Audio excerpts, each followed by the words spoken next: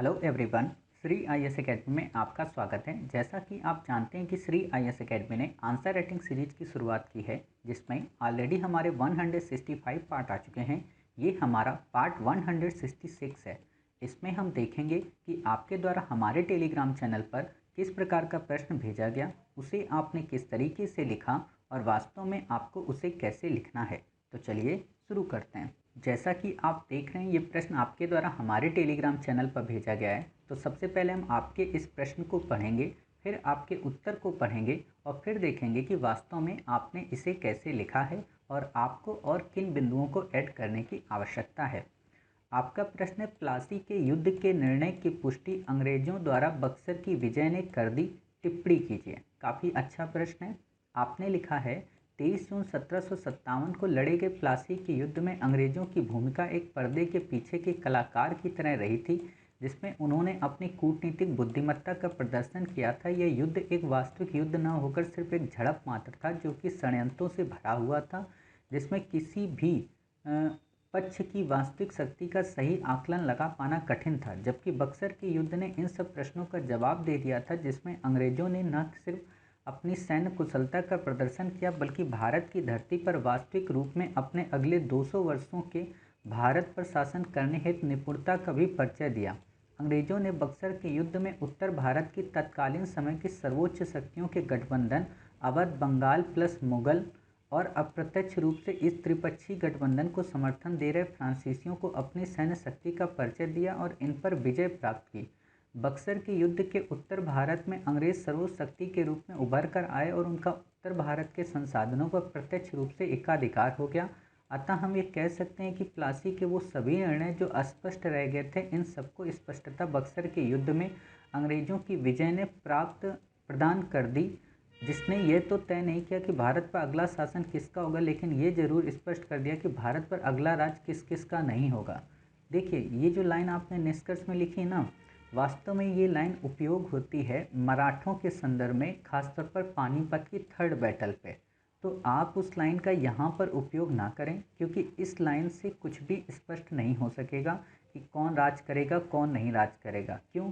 क्योंकि ना तो उतनी सामर्थ्य फ्रांसीसियों के अंदर थी और ना ही उतनी सामर्थ्य उस समय डचों में थी और ना ही उतनी सामर्थ्य उस समय बंगाल के किसी नवाब में थी या अवध के किसी नवाब में थी। अगर किसी के अंदर मुगलों के बाद अगर सामर्थ्य थी तो वो थे केवल और केवल मराठे या फिर मैसूर। लेकिन मैसूर से अभी युद्ध होना बाकी था और मराठों से अभी युद्ध होना बाकी था। तो अतः ये लाइन यहाँ पे अप्रासंगिक हो जाएगी। क्लियर? तो इस लाइन से थोड़ा बचें। दूसरी बात यह है कि आपसे जो प्रश्न पूछा गया है, आपने उस प्रश्न को डायरेक्ट ना शुरू करके कहानी और कथा के रूप में शुरू किया है, जबकि यूपीएससी आपसे इस चीज़ की डिमांड बिल्कुल भी नहीं करती। यूपीएससी आपसे सिर्फ ये कहती है कि आपसे हमने जो प्रश्न पूछा है, आप उस प्रश्न को डायरेक्ट लिखें, मीनिंगफुल लिखें और कोई भी बात कहानी या कथा के रूप में ना लिखें, अर्थात अपनी बात को तर्क संगतता प्रदान करें, तथ्य और तर्क के माध्यम से, और फिर आपका जो निष्कर्ष निकले वो उचित और न्यायोचित हो। क्लियर?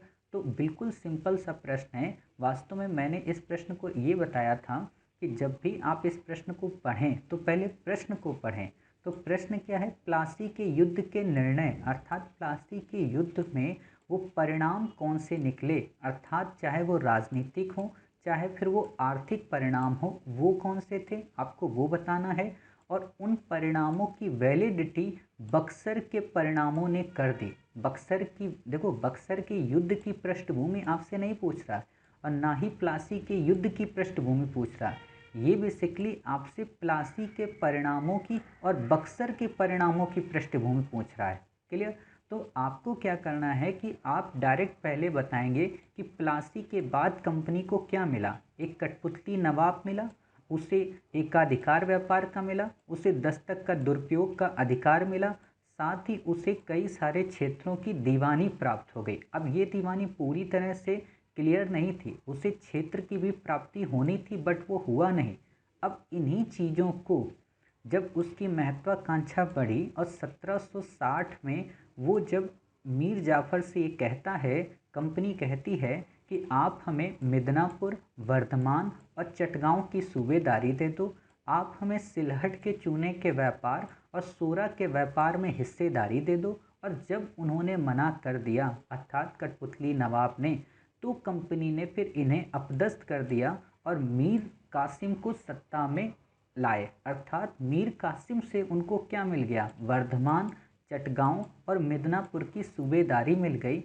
सोरा और सिलहट के व्यापार में उनको परमिशन मिल गई। लेकिन इन्होंने जो दस्तक का दुरुपयोग किया, उस दस्तक के दुरुपयोग के कारण इन्हें बक्सर का युद्ध करना पड़ा। और बक्सर के युद्ध के बाद इनको दस्तक के दुरुपयोग की अनलिमिटेड क्या कहते हैं वैलिडिटी मिल गई। साथ ही इन्हें बंगाल, बिहार और उड़ीसा की दीवानी मिल गई।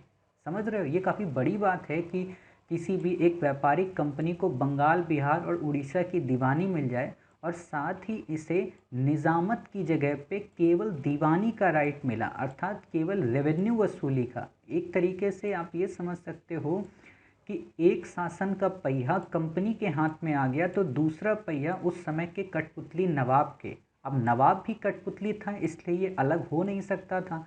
तो होना क्या पड़ता था कि नवाब को मजबूरी बस इनके पीछे चलना पड़ता था, जिस कारण वहाँ पर अकाल और शोषण जैसी परिस्थितियाँ पनप सकें।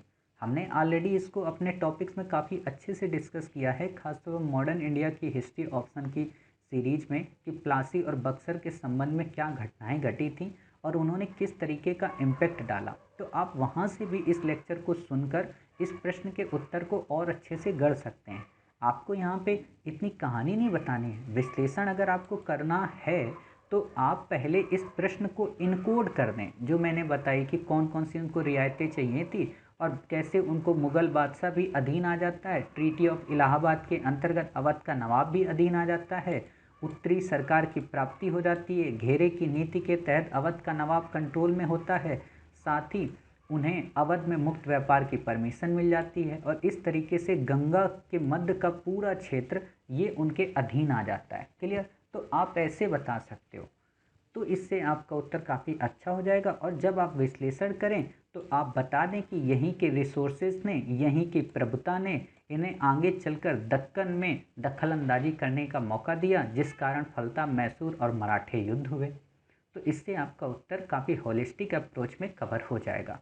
समझ गए?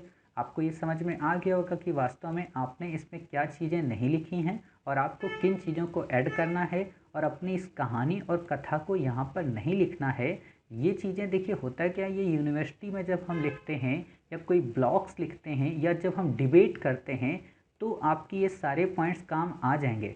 बट जब हमें लिमिट में रहकर आंसर राइटिंग करनी होती है, खासतौर पर 150 वर्ड या 200 वर्ड्स में, तो हमें ये ध्यान रखना पड़ता है कि हम जो भी बोलें वो टू द पॉइंट हो। आप हमेशा प्लासी टू पार्टीशन आप जब देखते हो तो कितनी मोटी बुक है, तो हम उसको पूरा डिटेल में तो नहीं लिख सकते ना यहाँ पे। उम्मीद है न केवल आपको इस प्रश्न का उत्तर समझ में आया होगा, बल्कि आपको कई सारे नए पॉइंट्स मिले होंगे। साथ ही आपको ये भी समझ में आया होगा कि आपको क्या लिखना है और क्या नहीं लिखना है। क्लियर? तो मिलते हैं फिर आप ही के द्वारा भेजे गए एक नए प्रश्न के उत्तर के साथ। तब तक अपना ख्याल रखिए और स्वस्थ रहिए।